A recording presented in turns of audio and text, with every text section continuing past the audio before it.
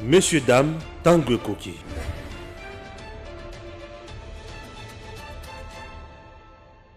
Zaya kobeba pe zaya kobonga pona bato mususu. Pona ba misusu bakoki ba Congo. Soki tokutana na mbesi tozovanda kaka boye. Oza style na biso ya sika. Pona kolobela kaka obe Congo. Messi tuna ngani. Nini lisusu Papa Stéphane. Na niveau ya Suisse kuna makambo baby. Congo hold up biso to bulaki ki kangani. Nzoka ezaka ya kufungwa. Tona Kabila Kalate divorce ya bazuzi pour être plainte et côté dans ministère public dans niveau ya Suisse. Vraiment. Pour na transaction illicite na ba enrichissement na makambo belé. Nzambe pour na ba proche ya clan Kabila famille Kabila na ba proche mususu. Oyo mbongo elekela ki pa ya songolo po yo kota sika akala e kota kina libenga ya ndeko po ekweya esika songolo ngaya ngani tela la ntango na top Congo soki bazana temena chela bango son te na Vraiment Papa Stéphane, d'ailleurs toloba kango déjà bandakala. Toloba kango bandakala, chaque chose a son temps. Soki tozongi mwana bane ya sima. Donc chef de l'État Zubo Konzi oko constater président de la République abandai ko sala vraiment te un mois na kati ya mboka na ye. Bandai ko bima. Mais bandai ko wana ba ebaki déjà bien. Ko bima oyo azobima azokende déjà ko tshela biso oyo to benga na terme manyoko na mai. Donc akeke tshela biso manyoko na mai. Mais devant population ba koloba na bango boete il faut ba désorienter population. Webi o babandai ko ebisa population. Kenda azobima kuna azobebisaka mbongo à l'État. Azobebisaka azokosa bino ba investisseur bakoya te. Or ba yebi déjà que Fatinda azokende kuna potango azibo konjira kokuta ba dossier mususu ezaki interne na ba dossier mususu externe. Deuxième ba dossier mususu ezosenga ba organisme ba ONG international elandela. Donc tant Fatia azobima kuna ndoka président kenda pe ko activer ba biloko. Yo moko moni dossier wana nde ezotambola. Et ben après comme en Suisse il est en France et qui outil Belgique.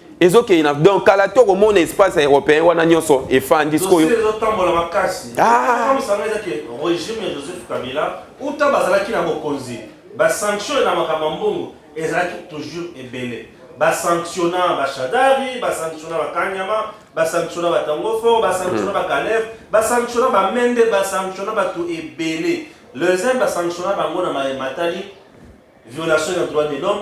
Mais si on sanctionne bango na matali pour réprimer la marche pacifique, mais si on sanctionne bango pour na koboma batu, mais si on sanctionne bango pour na torture na arrestation arbitraire. Mais si koyo awa les solo ezali na mukuse boye. Na kokota na ba détails techniques té. Na zolo ba na makambo simple ndenge ezali. Les solo ya Congo hold up elingi koloba boye. Mbongo ya l'État. Clan Kabila bakomaki kosakana na yango lokola ya famille na bango donc mbongo oyo papa na bango to koko na bango atikelaki bango babanda kosala ndenge nini mbongo ya l'État nesika esala entreprise ya l'État esali entreprise ya individu tango mususu mona mwana na ya entreprise oyo alandi ya entreprise oyo alandi ya entreprise tango mususu donc mbongo ya l'État ekomaki bilanga ya kosakana na yango tina o wapi ekomi koyindela bango. Et comme il dit là-bas, Mondela tika monokite, ou soit les organisations internationales, batika monokite. Pour être structure où ils ont même les solo oyo, liboso ya ministère public na Suisse, et ils ont kaka ONG où ils ont la lutte contre la corruption, peu contre le blanchiment des capitaux. Mbongo ezo bima bazo la tezo kende ko sala nini et bimi koto eke koti koto et belé mbala moko mbongo yanga ni à l'État. C'est quoi mbongo wana le banda ko bima boy ou soit va pesa baninga baki bache na ba banque ou soit bande ko la bango baki bache na ba banque ce qui bolandeli likambo malamu ya Congo hold up to yoka ndeko moko na bango ya mwasi boye to ya mobile ndeko na bango azaka soki na part ya 40% na banque oyo batanga awa na tunaka asala commerce ni na mboko oyo pesa ye misolo ebele bongo na tuli lisusu abandaki kozala fonctionner na mboka oyo banda futa misolo ebele akoma moto bambongo ebele bongo. Ça c'est très important. Et en dehors de ça, chers compatriotes, le régime de Joseph Kabila durant 18 ans et Tongeli Congo banque commerciale à temps mon côté. On n'a pas créé banque commerciale à Congo. Ka Paris Foot. Paris Foot za coupe monene au Kabila tikela biso. Ah oui. On a papa azokende na bureau. Mais papa a télémi avec ses break. Avec ses papiers dans la poche. Yango basala ka campagne. Non, on que papa azoki ça mbongo po asomba unité ti. Avec ses papiers. Yo ka ses papiers za na numéro po atindela mutu mega. Joka papier ya Paris Foot. Ezaraka. Maman ya ndunda zote. Papa Stéphane. Maman ya ndunda zote kandunda. Azoya na sali na ina ndunda u atelemi. Biso to kanise ke mama zo kitisa ndunda po tamso kilo eleki. Babengie ateka ya consort. Mama na ko kitisa ndunda. Mama fongole songi ya liputa. To kanise zo changer mbongo to zo na somba kwanga. Tango so nzala. Paris Foot. Paris Foot. Allez et continue. Il y aura la langage. Vraiment. C'est compliqué. Nous sommes en causant dans Moussala, mais tu vas combien qu'on bête la vie à facilité. À 1000 francs, 500, 300 francs, mais tu as parlé de 300. 300, 500 francs. Maman a dit ma cambabale. Regarde, azo bêta. Barça azo bêta. Qui chasse mon bimbezo ganga. Wow. Mututu na papier ni na poche. Biso to kanisi ke bazo sepela ndenge majeur bazo beta kitoko. Nzoka mututu na papier na ye. Tala misala Kabila tikela biso. Mais bango bandeko na bango bazana ba bank bango na ko. Bango ba kende ko samba pona be fraction pamba te. Ya mbongo. Bango ba ifo ba kende ko samba pona fraction ya mbongo. O ayiba kelo kwa mutu te. Ya sakuna te ana tawana te. O abotra ki pouvoir ya mutu te. Ya so kende ko samba pona mbongo. Vraiment papa Stéphane, au moni problème toza nango na minute oyo. Bandeko na biso wana na minute oyo eloko ezolelisa bango eza pourquoi? Eza eloko nini plutôt? Bazomi tout na ndenge nini ya bango esimbaki te, mais ya mwana mboka o aye kaka 3 ans esimba. Parce que soko landi na ebandeli na bango basala ba campagne ya ba façon tout. Kaka bango mutu balobaka bolanda ta zoko sabino, investisseur moko te yo azobima libanda koya. Lelo soki na ça usali constat au mon discours wana vraiment lo bamara isu te discours ici là discours wana lo bamara isu te parce que ba preuve yango wana tozali o tozomona ba raffinerie d'ailleurs lobby au moni ba Turquie o fatia kendaki je pense 2020 2021 bo na Turquie accord a signé d'ailleurs ba ye lobby au moni o ba signé na nani ba osala ba salle ya ba spectacle oyo ba musicien na biso vraiment ba kovanda M soupe ko envier te ba kendeka na ba France donc nyonso yokoma nango a donc nyonso yokoma nango a donc discours petit à petit fatia botoli opposition tous les discours na monoko opposition ko lo ba lisusu donc oyo mutu moko lobi toza na minute na opposition sans position. Opposition sans position. Opposition sans position. Bazo ebate bakobima na nzela nini. Awa pe mega esili bango. Opposition ya WhatsApp na Facebook ekozela ekozala. Siko bakomi ba première batu bazo relier makambo ya M23. Donc M23 soka beti information lokuta bango bazwi nango baye nango. Babimeseli biso. La chose la plus grave, basalina feuille de route na bango lokuta. Oui, contrairement na oebimi na Angola, bango pe bazana oya bango ya lokuta ezoleka na réseaux sociaux. Soko tomber nango pobi président Félix asali boye pourquoi njoka ya lokuta Olandi epenge oyo makambo azoloba président Félix Tshisekedi kuna ndake anaye bagate balobaka zaka soki ancien ya APR APR nayoka bongo azaka ancien ya APR à déserta c'est quoi qui me wanda ina Congo parce que tu vas na Lamuka. Alors, oui, c'est tout va dans la mouka. Alors, ce qu'on l'a dit maloba naye, comment ça fait-il sommet na nous salamité mais batu déjà bango mo ba pesi déjà makambo loba makuna. Que ndeza kuna fatia ke ko trahir. D'ailleurs bomoni M23 zo sepela na somango. Tuna bango pourquoi les mêmes M23 sepela qui na sommet na vrai banda. Les mêmes M23 na minute Hollandi a rejeté yango. Azo rejeté pour babete bango ki bote. Ba satanda ki te. Wana nkoya li nkoyi. Donc missionnaire na bango batinda ki a échoué na mission. Oui. Parce que Kagame ye kuna kende ko représenter M23. Les biso to fatia kende ko représenter Mboka. D'ailleurs, Christophe Lutundula parmi Babilo kwa uchi koloba lobi babimba révélation moko grave. Donc par rapport à makambo eleki lobi ozomona déjà dès que Kagame azo signé retrait ya M23 azo signé una qualité ya nani. C'est que y a une autorité morale na bango. Donc nous fatia simbisi ye touche. Ouais. Nous fatia simbisi ye touche loko batu ba zanga koyeba yango wana. Nazo eloko nga nazo imagine nazo mnaka babengi Olive Lembe azo kende kosamba. Bato Joseph azo kende kosamba.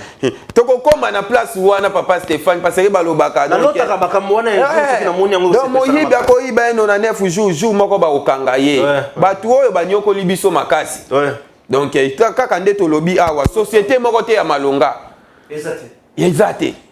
Lelo kaka bango bazolobo deni na azi pouvoir abandika na banzela soka bayi na banzela parce que akuti na onanzela ezate ndeni ya kobandela makambo mususu. Est-ce qu'un président français a côté pouvoir na France au bando tonganzela parce que prédécesseur na salaki nyonso. Yesoka bandi parce que ayeko kuta ndele moko lobi na Côte d'Ivoire pays dans un trou. Donc pays moko na libulu obiso moto bakisaka na kati ya libulu ngo ezaki libulu apamba te na ligoro do moko do ya mandefu. Donc il y a zalaka wana libulu le continuer. Yango moni basali 18 ans croissance économique et comme na 5% te. Mais na majini ni fatia ye kaka ba na minute otoza na plus de 6%. On a FMI a félicité lobi di jamais vu. Ko babiloko wana ezo simbisa bango touche. Bazo mona ke muloko muto soka longi biso population ko longola biso donc na mutu définitif pour na libela. Donc to tika la ba opposant en vie. Donc prophétie ya mutu na bango lobaka kondo Etienne Tshisekedi e kokokisama. Donc to tika la ba opposant en vie. D'ailleurs babiloko pion so loba kondo Etienne Tshisekedi soko landi babiloko belé kokisama. Ne bandeli ya mandat na ye pouvoir yango yo lisa se betate. Donc imulu ndakolela na mboka alelaka d'ailleurs la bakangi ye. Alelaka pe tant bakangi ye. En plus bakomi de na lire ya komona ke non mutoyo soki a réussir ba biso abupia. C'est pour cela moi na minute o batu bazoye baté ko distinguer entre opposition na M23 bakomi na même langage. M23 zo senga amnistie ya batu na bango tu basala ba crime batika bango libre. Côté Katumbi pe asenga ki yango batu tu basala ba crime batika bango. Babiloko nyos ba parole zo kokana. Bango moko. Bango moko. Autre benga ba M23 ya costume na ya cravate. Wana de premier point. Zaka na makambo etali bampinga na biso. Oyebiti wenge balobaki awa il faut bas beta concert na bango. Bapesa 40% de FRDC. Ah oui, na okaki vraiment le quoi. Le ba bengisa ki Zakari ba sauter et combien ya kanda. Et combien ya kanda, et combien ya kanda. Oh. Gilbert Lobi on va redémarrer le monde. Zakara Zoloba qui la mise à jour a échoué faute de Wi-Fi. Oh. Pour ba bengisa ki était. Siko leko nazo kama eza yake. Batu tout bazana kati ya kofinga wenge wana. Ça Congolais vraiment à soloté. Oui. Parce que vrai Congolais d'abord, à Kovanda Lobby, les groupes Wenge Musica 4x4 tout terrain, BCBG, et Betaki concert et à pour la réconciliation bango na bango. Baboy na bango Kovanda na Mokabwani mingi. Balabité to koli to sangana. C'est ça, il y a un peu politique à chef de l'État. Et le commandeur va salir place wana exact. Bisika nga nazokota makambo oyo eza nini po bake kosimba FRDC. Balobi 40% ya misolo la biso tokopesa na FRDC.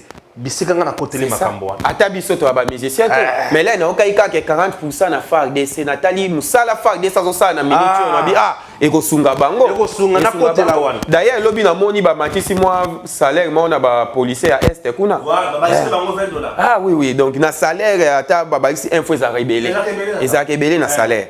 Alors baba kisili bango. Balobi il faut ba kopesa 40%.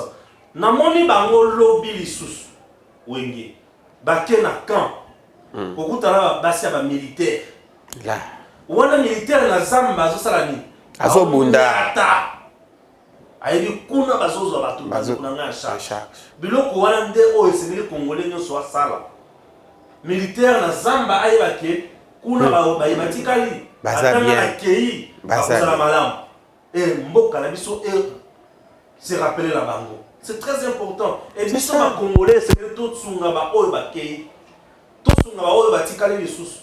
Ba o bake ko bunda ba pesa ya bango bomoy po yo o vanda na Congo ozala mongo mwana musala ya Rwanda te. Ozala mwana musala ya Kagame te. Ozala mwana musala ya Museveni te. Mais Zakari yazo kakanda na ndenge babenga kiete po ya kusala animation. Christian lo sapolo na tseli ka mondi o basala kiwana bazama baya. Ba journaliste te. Yango eloko ezoboma mboka na biso yango yo papa Stéphane. Yonde moto c'est ça. Ya kusala. Frère. Zakari Bababasso. Au final de sécurité. Au final chef de l'État. Tout rappelons ma cambone. Au final il y a eu Baza Moïbi à Damakala na parlement pamba au côté de l'émotion. Balongolaï. Surtout eloko wana. Toujours rappelé. C'est ça. Et en plus de cela, Zakari Kolobake, il est monté à Sala GB à Sala Ouel. Au banda ko lakisa ba ko composer ba ko nzembo. Au banda ko ranger dans nzembo na studio.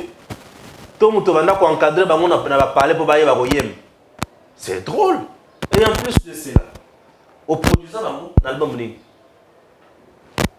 Ce qui est montré avec une émission, il est au salaire à Bibi. Et le émission avec n'a pas pu confa. Ce qui est montré impact ma casse. Il faut qu'il va voter sur la deuxième fois à l'Assemblée nationale. Au Kenya na film beaucoup na soit disant film comme un boudin. Bah il y a yango ce qui est pas ya ça faut ce qui est pas ya mkeba. Bah il y a film où Zakari comme un boudin. Hein? Bah dans la film et moi la maman la Asuka Mabe. Mais aujourd'hui, je m'excuse chers compatriotes, il veut créer des problèmes à tout moment aux gens.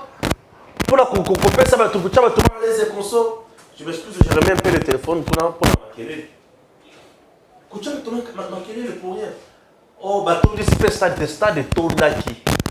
Et chose grave, vous faites très mal les analyses. Wenge est vendu pendant 25 ans. Wenge les grands Wenge, sans album sur le marché. C'est supposé que moi, à 25 ans, les lots, où est-ce qu'il y a un botami, où il y a un botami, Wenge Panzana. Atikala comme un album, il y a Wenge, il y a JB, il y a un podium, il y a un lots, Atikala comme un autre. Donc il y a ban à 25 ans, Atikala comme un maté. C'est que tout comme à cause de la peine impact, à cause de la peine à Kochabangokate. Ils appellent à tout le monde, 10 ans, 15 ans, comme on a boulé les lots. On appelle la responsabilité à la Moussous. Mais tout le monde stade de ton dinabat. Âge moyen où ils étaient dans 4 stades. 20 ans, 30 ans, 40 ans, 50 ans, 55 ans. Pourquoi? Parce que mon toit a 25 ans, l'autre temps, on est à Bonaka. Tant que il s'agit de 25 ans après, comme il a 50 ans. À Roya, puisque c'est sa génération. Ils ont tout ban à Wenge. Ça les plaît. Un groupe qui prévoit un concert sans album sur le marché. À ça, les peuples pleins. Batterie sur Wano Sana Mangwaji. Un impact à Kusaganaté. Nazo est sur tes accords, ça a gagné concrètement. Ça la musique, ça la politique. Bon, ça a nani. Nous sommes là, on touche à tout. On se rend pas petit, on a na Oezéani. Oezo, il s'en a Oezo, il s'en a Oezéani. Oh, ya. Autre que nous sommes à Beloko, il s'en a Oezéani. Tout ça va m'afou, Beloko est belé. Oezéani, il y a Oezéani. Il y a Wille, il y a Beloko Amituka, Beloko Andako. Oezéani Sima. Nagabela, t'es Gabela. Nabaya. Ma peinture, il y a ceux qui ont tourné, on est où ta peinture? Viens à chaque. On sait la carreau, viens à danger, on a de l'eau pour la vie. Tout terrain. Plomberie, viens à la couture d'Ada. Tout terrain. Vraiment, papa Stéphane, merci beaucoup. Moi, il a sécurité dans le lobby Moutou. Donc, aïe bignos. Aïe bignos. Moi, il y a le réseau de Mambo Canabiso, et ça, tout ça, n'a pas gnosologue. Donc, Moutou, moi, quand aïe bignos, baza est belé. En plus, si tout ça, n'a moli, moment quand il y a Kolingate et l'autre, il y a Muninga et Simba. Kolingate, si c'est à Muninga. Biso, bah, oui, biso, ma musique, kaka nde lobi so tokotaki makambo ya wenge wana parce que tomonaki na kati batangi kombo ya FARDC donc tomoni ke 40% ya FARDC 40% ya FARDC kokende donc tozali vraiment na devoir ya kopuye de façon que événement wana esimba pe esimba les 9 fois le sous bazobeta na Pullman. Oui donc libonde na biso to ekomaki eloko moko $100 donc naoya ngapi na kozala naoya ngapi na okende yo kota 5 personnes donc libonde na biso tu ezalaki non esimba parce que 40% ekende na FARDC donc ozomona siko moto azobundisa événement wana donc toza na droit ya ko répondre ye mbala moko po tomona ye azotake wenge te azotake FARDC directement donc Zachary oui azofinga nde FARDC mwana soda bazosala po basunga ba soda yo mwana soda kay makambo ngo lobi ya ba nyosologue donc atem soupa ça sous mwana policier est-ce que mwana soda ko sa makambo wana bazosonga ba soda ye azotelemela bato bazosonga ba soda papa Stéphane biso tout toza ko s'adhérer na politique à président de la République donc o alingi batu tout basangana leo tomoni BCB nini wenge wane panzana basangani tala kaka fatia za tina niveau ya kosala réconciliation na ba président kala o bakufa tout mona lelo kasavu bwa komeko national Lumumba bata ebela ye oyebi ke ba réflexionner ndaku ya Mobutu na nse oui Mobutu pas oya tala kaka réconciliation na ba président bakufa domaine présidentiel donc na ba oyo bakufa azolinga bazala toujours na mabele na bango fachi peso tonga palais présidentiel oyo ezalate oyo d'ailleurs oyo ezalate lelo batu bakombi bami bazombi yango parmi ba question batu bami tonaka est-ce que réellement tozalaka na un président moko ya kala oyo azalaka na souci ya mboka to azalaka nango comment na ndaku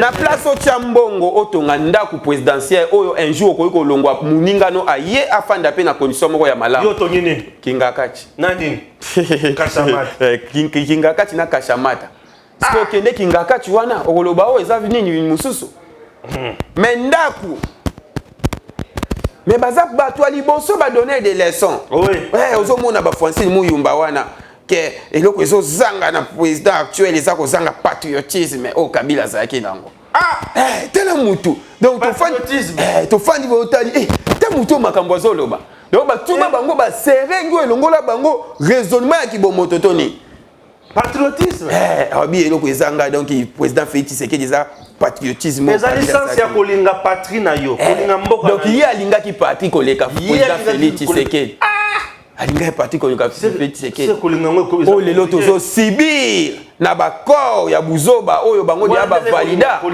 lelo batutu ba homo sambela papa Stéphane bi ke président Félix soka yaki na bo consulter accord wana donc na minute otolo ba 2022 oyo pouvoir wana so ezali kaka en place de ba ngai réalisation ya accord wana ba ngai ba appliquer déjà 90% et heureusement fatia su bokonzi parce que intégration déjà bande ko salama kaka na mette na la police te olandi déclaration lelo ya ba député déclaration ya ba député bakutani na Sama Lukonde ba député utu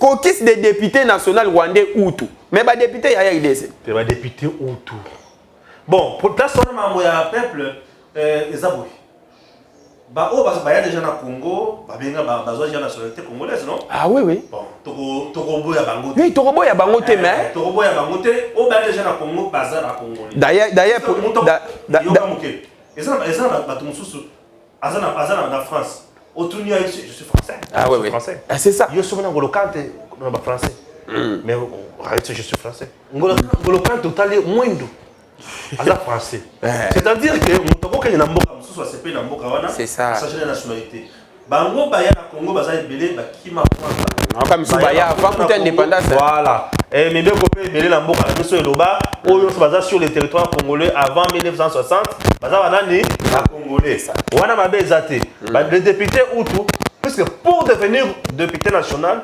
constitution et le but qu'il faut la congolais de père et de mère c'est que ça congolais comme député national congolais tout court et ça musuka mutu a changé la nationalité comme congolais attends ça qui libanais a changé la nationalité comme congolais au point de député national. Donc les députés Hutu sont au niveau de l'Assemblée nationale pour les Congolais et pour la République démocratique du Congo. To chabangote ke ba Rwandais ben filtré te ba filtré bisoté. Ben filtré ba be ezali des faits kayimbi. Na kati armée azozo ba information azope ça. Kaga.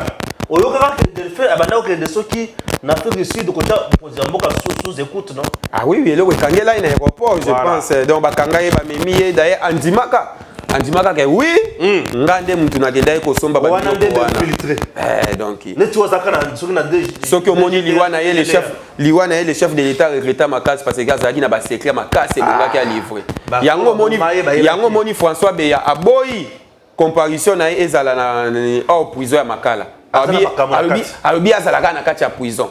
Donc alonga azalaka na ndako te aya kosamba azalaka na kati ya prison parce que yebi mode opératoire ya bato ne po ya travailler na bato wana. Voilà. D'ailleurs lelo na landi makambu na epe yindi ba audio ebimi audio oyo conseiller na ena parce que na ye bande ko sola o bandolo bake kalate bako pakata mbao. Ah bon? Kalate bako pakata mbao. Bana ba pakata mbao. Donc bana bo sa coup d'état. Oh. Bah on dit bimi lelo, bah on dit bimi. Boyo kablo ne ba coup d'état n'est pas fati simba na ngote. Lo amike. Tebisa bango eloko eleki tika ezate. Ezate. Omoni eloko déjà bomeki ezo simba te tika soko zo continuer yo ndoko kende. Chers compatriotes, le Congo a existé, oui. Lumumba est venu, a fait son rôle, a joué son rôle. Kassavobo a fait son job. Mobutu est venu, a fait ce qu'il pouvait. Nous est venu, Kabila est venu s'est enrichi, on ne refuse pas. Mais depuis que le président Tshisekedi est au pouvoir, Congo est télémi, Congo est amoli, Congo est vieux sengo, Congolais comme fier. Donc comme le bateau ya malonga, bateau bakutiko le bape na kata société. Pourquoi je dis ça? Congolais le comme mutuati na mboka na ye. Les autres sont en mokonzi oyo azokende pour négocier botu nyonso yebi ke basolo ni balobi boye pour na mboka. Mais ya kalezaki na kamere président de l'Assemblée nationale azoye bateke bato bakoti kuna. Bazotu na RFI monsieur Vital Kamerhe est-ce que yebi ke bato bakoti boye ba troupe ougandaise et rwandaise. Adebi na yebité je ne suis pas au courant, je ne suis pas informé. Kabila lobi informé. Kamerhe kende ko démentir Kabila Kamerhe adebi na ko démentir te na yebi na ngate. Lungwa kasi. Nebonga na l'Assemblée nationale. C'est comme ça que Kabila a été chassé. Ah oui, tout ça avec Kabila. Mais avec Fachi, tout se passe normal. Na mise sur bataillon. C'est comme ça on dirige le pays. Il n'y a pas de flou. Fachi a signé dans 10 heures, une minute déjà pour moni soka signé. Alobini, bataillon sur bazomon. Namaka moto azoloba. Yango zomona bandoki. Batamike bazolo kako déformer pour bango simbate. Guerre komi yango wana. Il y a des informations. Donc Fachi a signé un livre d'or, bango ba bien accord. Fachi a signé un livre d'or na Kenya, bango ba bien accord. A signé accord. Et maboye o za livre d'or. Bakangi monoko su. Olanda bango pona nini bato wana batamike bango na Congo. Biso tozolobela Congo pour souci na biso exactement na ba Congolais batambola na banzela ya kitoko. Tozana poso tout le monde na ba Congolais balia malamu. On a pensé tout le monde va fonctionnaire, va foutre à ma kitoko. On a pensé tout le monde va fonctionnaire, batinda fait banana bango na ba école à kitoko. Basi na bango ba ça l'appelle Olendo. Batambola pe na mituka. Ba benga bango ba mama boss. Bien pour le fonctionnaire. Fachi est là pour le bien-être des Congolais.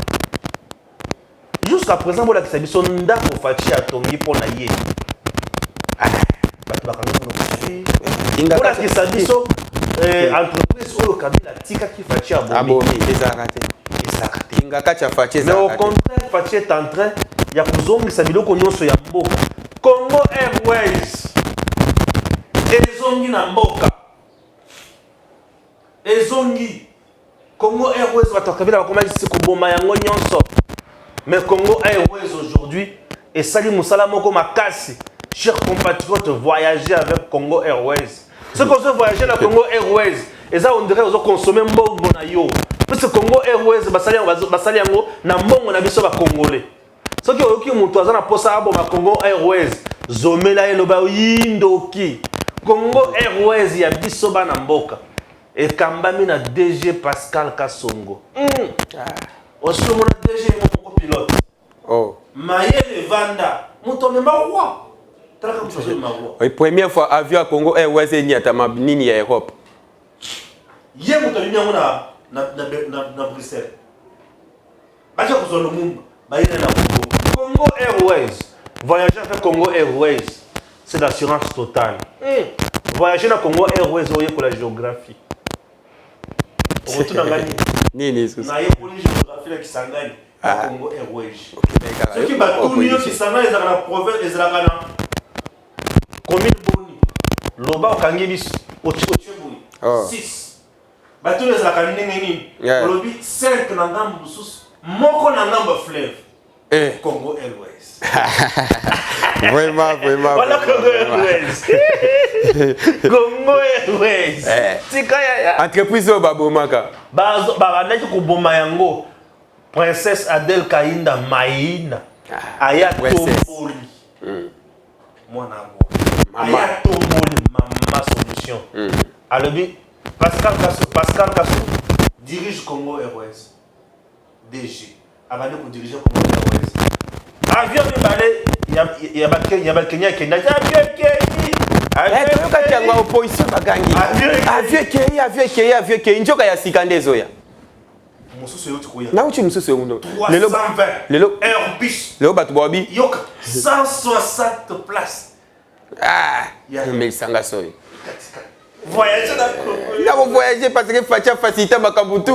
Oui bi bango pourquoi bachaka billet ya avion cher. Olingene me mayo voyager dans Congo Airways.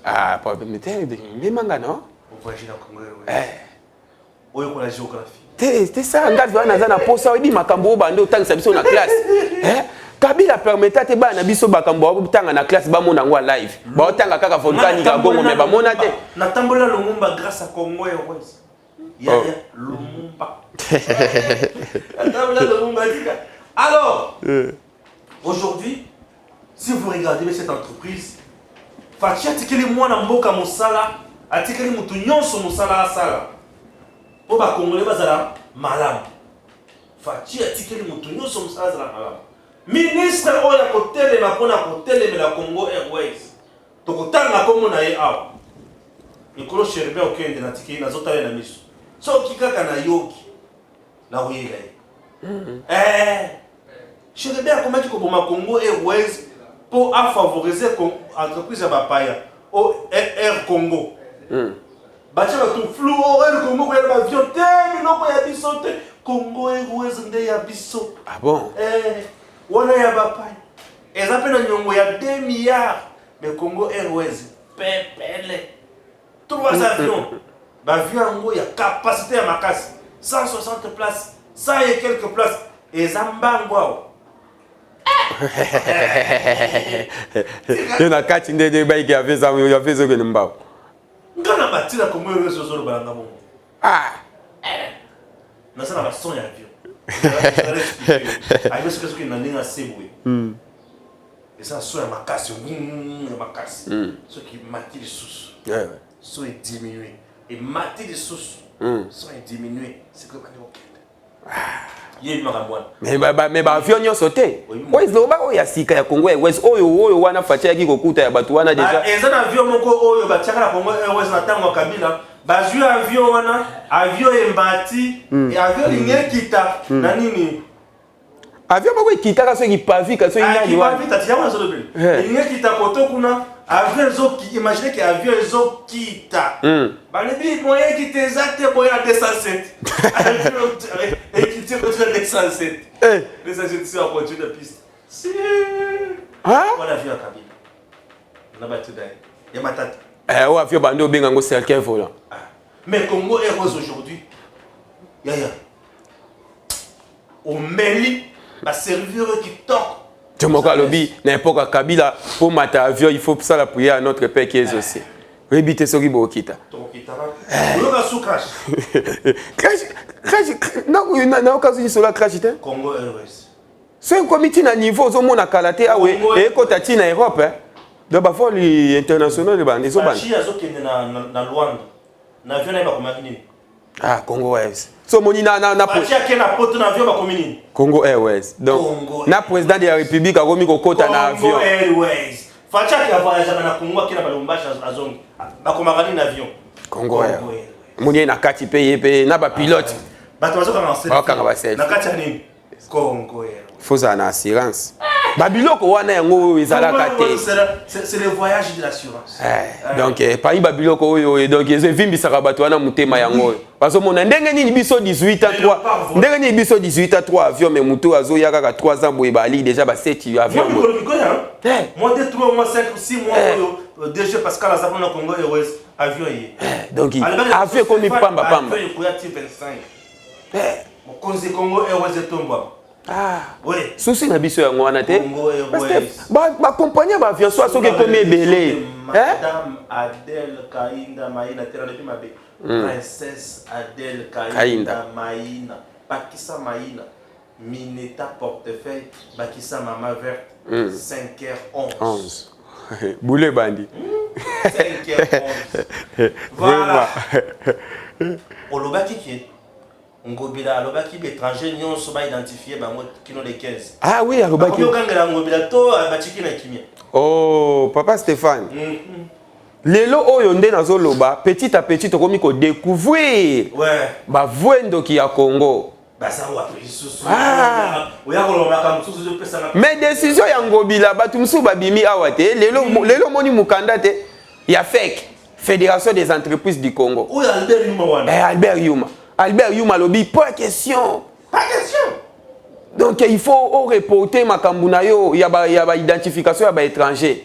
Ndeni no identifier bango na tango. Nde to ko comprendre que poste Albert Yuma na Fédération ba entreprise du Congo ezaki donc rôle mususu pe ya kokotisa ba étranger. Sans ba document. Ah bon? Donc bazo luka na minute oyo de document wana bimi ba obi à reporter le quoi de façon que baluka ba étranger na bango wana bazwa position. Donc ba brisquer ba. Bon en fait, écoute ça ba ngulu pe la Congo. Oh, papa. Ici tout était possible, non? Est-ce que oui ba kata chef de l'état zwa ka décision en conseil des ministres moko ya suspendre ba port. Oui ba décision wana. Oui bi ka décision wana ezaki décision moko ya makasi président zwa ki yango pamba te. Ezali na makambu ya CNC. Na ba po wana o to bande ko l'état bande ko contrôler ngote yango moni makambu nyonso bande ko sa na ba trafic ya bato. Na mingi ke so. Oh papa. Nyonso bande ko kota na ba po wana na batu ozo mona bu babimi na conteneur. Mugomu to bato basa na ba ville ba webisa ezali na ba mituka moko etelemika na ville boye ba fongoli conteneur bato babimi mbang. Wow. Ce n'est pas. Deux aki mama na trafic. Donc so moni ba Albert Yuma wana zo senga il faut mesure wana bazu yango na te longo banité ayebi pourquoi zobanga. Ayebi pourquoi zobanga. Biso to ok na identification. Na ba pays tout étranger tout azalaka na carte. Pourquoi pas ah? Moi batu msu bande ko bénéficier na désordre ya mboka pour de façon que bango ba voir.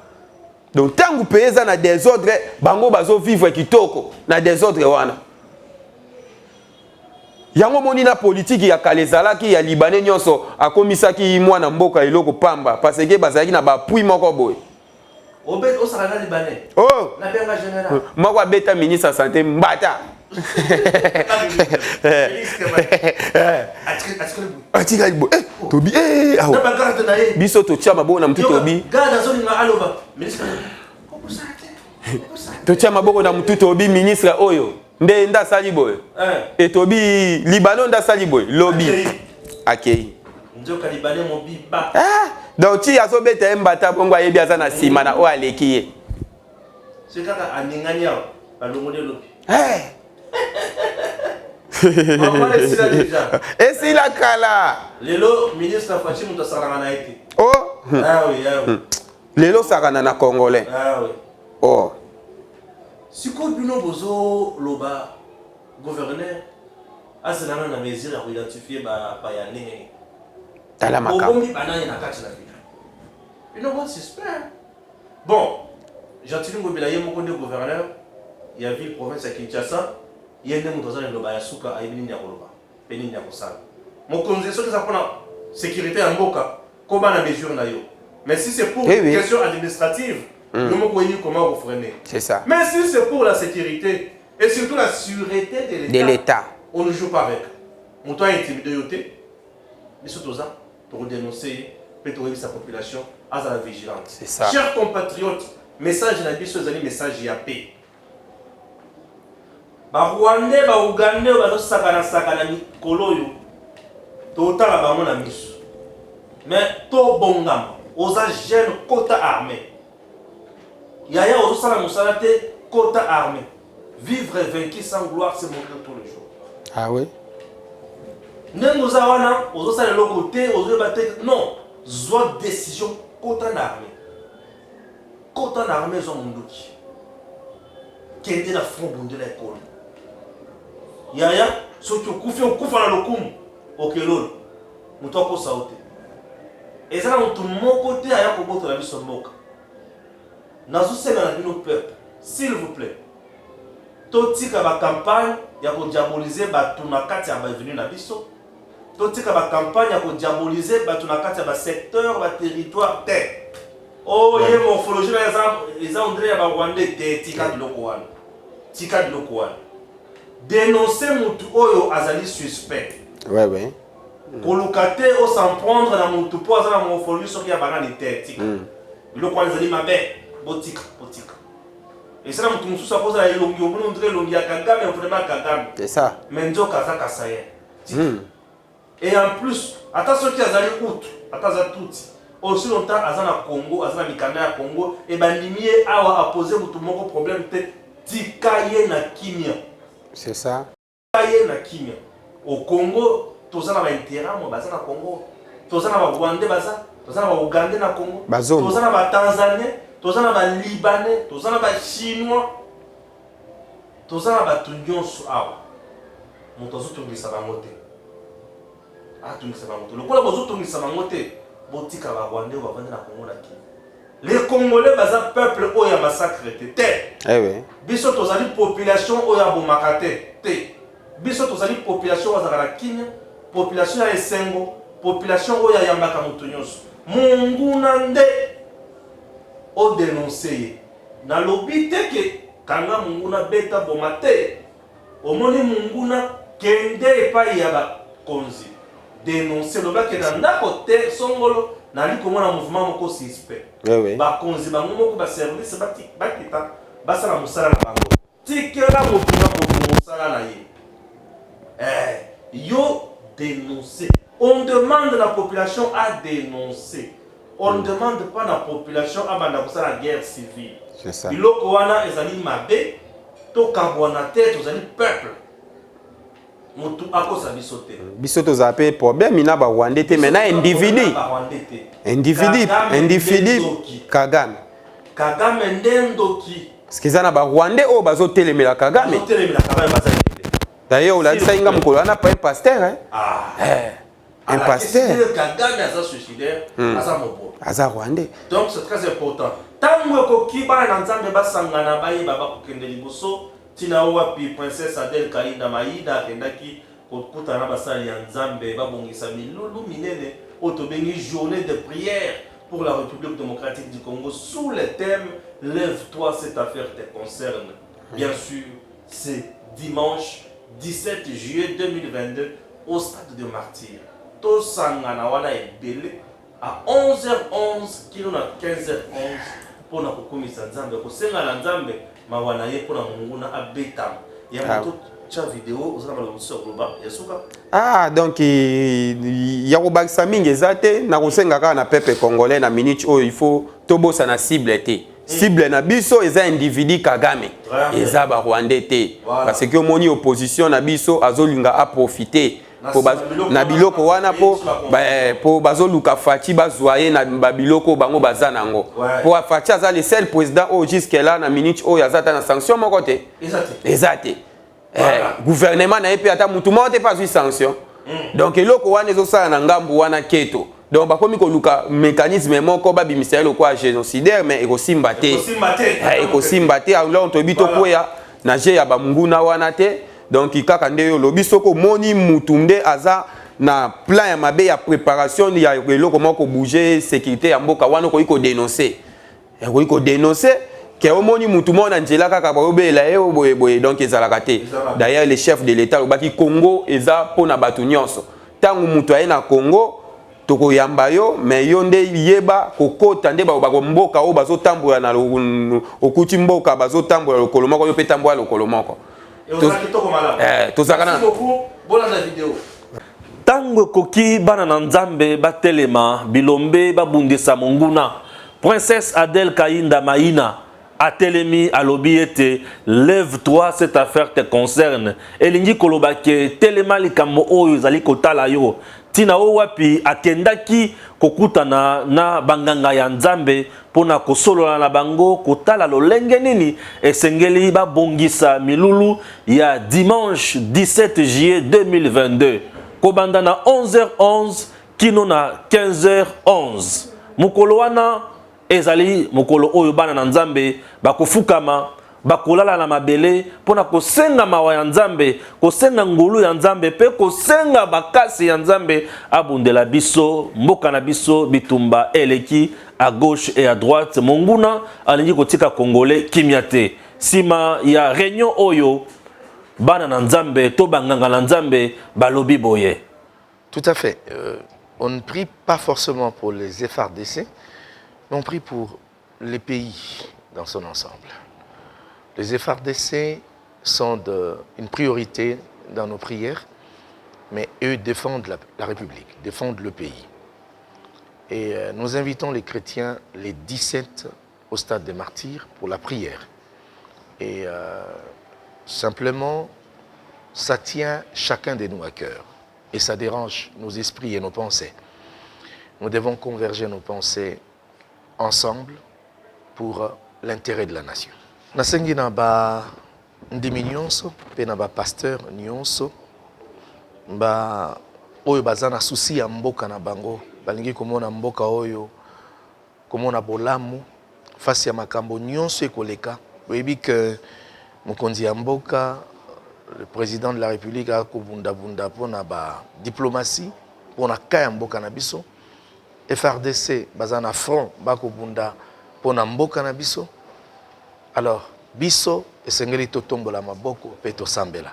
Toponi dimanche les 17 na 11h11 mais tokokoma déjà avant 9h, plus tard 9h toza déjà na salle na stade des martyrs po tosambela. Alors, totiana no ba programme na biso ya ba église pembeni to ya kosambela. Na oya sambela kate pona mbala liboso yakana no tosambela mpo to sauver mboka na biso na situation ezali. Penzamba yoka prière na biso pe asunga mokonzi ya mboka armée na biso mpe a délivrer peuple oyo na complot ya zana ngona bamboka ebele bayini biso. Je voudrais inviter tous les salutistes de Kinshasa qu'il sera organisé un culte de prière et de jeûne le 17 juillet au stade des martyrs. Et à cet effet, tous sont conviés à y prendre part parce que notre pays est en danger et a besoin de notre soutien dans la prière. Nous devons invoquer le Seigneur afin qu'il puisse intervenir pour la libération de notre peuple, de notre pays, pour la paix de ce pays et afin que ce côté de l'Est, pourquoi pas parler de tout notre pays, soit dans la quiétude. Et pour cela, venez nombreux à partir de 11h jusqu'à 15h et ce sera pour le 17 juillet au stade des martyrs. Merci beaucoup pour votre participation.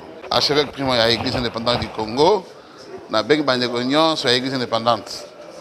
Chanoine, évêque, prêtre, mondimi, diacre, le 17 na 11h, na stade des martyrs. Sambe la pona mboka na biso. Boye biso ki mboka ezoki yopo ezoki. Kozanga te pona bengi bozala. Boye makasi na biso o telemi. To sala koleka to sala ki na Lubumbashi. To sala koleka to sala ki na Lubumbashi. tosala makasi tozala na stade nzambe na biso atambusa biso toa na réussite. Maman princesse Adèle Kainda Maïna Kipendano Diagonès atikalaki kimia te ake kopesa ba message na minoko ya mboka misato tolanda. Votre servante, intercesseuse et diaconesse, princesse Adèle Kainda Maïna, invite très humblement les églises de Kinshasa à intercéder en faveur de notre patrie, la RDC, et de FARDC à l'est de la République. C'est dimanche 17 juillet 2022, de 11h11 à 15h11. Levez-vous, cette affaire vous concerne. Ne restez pas à la maison. Nous avons des compatriotes qui meurent. Mais nous venons implorons la grâce de Dieu, de notre Seigneur Jésus, pour que la guerre cesse, pour que nous puissions remporter la victoire. Nous n'avons pas d'autre héritage que notre patrie, la RDC. Venez, intercédons ensemble. Ngai Moumbu Nabino, intercesseuse, diaconesse, Mama Kipendano. Nasengi ba église ya Kinshasa toya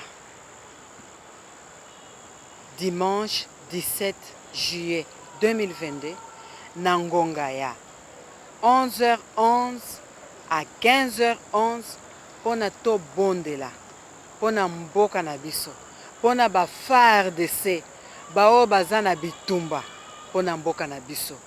Tozana eloko moko te otoko senga toyaka to bondela pona elonga ezala na RDC na ba FARDC.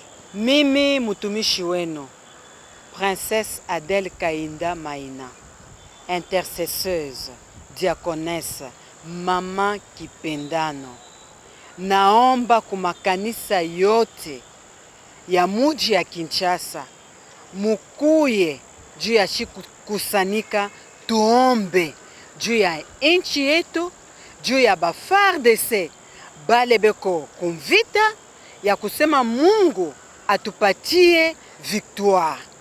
Itakuya siku ya juma le 17 juillet 2022 de 11h11 à 15h11. Tusibakie kumanyumba, tukuye, tusali sisi yote pamoja na makanisa yetu ya ville province de Kinshasa. Lève-toi, cette affaire te concerne. Congolais bisika nyonso ozali mukolo ya dimanche le 17 à 11h11 kino na 15h11 zala na stade de martyr pona kosambela pona ekolo mampinga na biso ezwa makasi ebeta munguna akende mosika mabele na biso ya bakoko moto akoki kotelemela yango ata monkete biso nyonso elongo sima ya mokonzi ya mboka Félix Tshisekedi Tshilombo, sima ya mama Adèle Kainda Maïna princesse Mama Kipendano pe sima ya banganga na nzambe nyonso tosala iboke pona kobundisa monguna.